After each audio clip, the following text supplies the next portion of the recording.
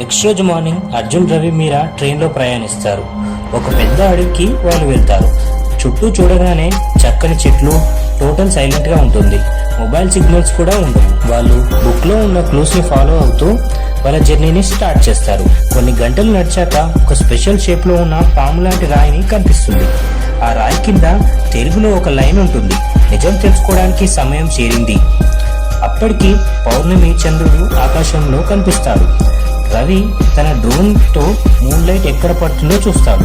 Moon light ఆ serpent rock మీద పడుతుంది. వెంటనే ఆ రాయి కింద ఒక దీపం వెలుగుతుంది. సడన్ గా భూమిలో ఒక ద్వారం తెరుచుకుంటుంది. అందరూ షాక్ అవుతారు. టార్చర్స్ వేసుకుని గుహలోకి దిగుతారు. లోపల ఒక ప్రాచీన గుహ ఉంటుంది.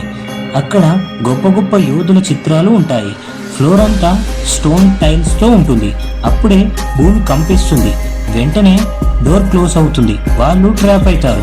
అర్జున్ చెప్తాడు, ఇప్పుడు వెళ్ళడానికి కుదరదు, ముందుకు మాత్రమే వెళ్ళాలి. మీరా వాళ్ళ మీద చిత్రాలు చూసి చెప్తుంది, ఇది ఒక టెస్ట్ లాగా ఉంది, తప్పు స్టెప్ వేస్తే కిందకి పడిపోతాము. వాళ్ళు చాలా కేర్ఫుల్ గా పజిల్స్ సాల్వ్ చేస్తూ ముందుకు వెళ్తారు. లాస్ట్ లో ఒక పెద్ద మెటల్ ద్వారం కనిపిస్తుంది. దాని మీద ఒక మెడాలియన్ సింబల్ ఉంటుంది. అది బుక్ లో చూసిన అదే సింబల్, కానీ అదే సమయంలో వాళ్ళని ఎవరో వాళ్ళ దగ్గరికి వస్తున్నట్టు వాళ్ళకి అనిపిస్తుంది. స్టోరీ నచ్చితే ఫాలో చేయండి. నెక్స్ట్ పార్ట్ కోసం కామెంట్ చేయండి.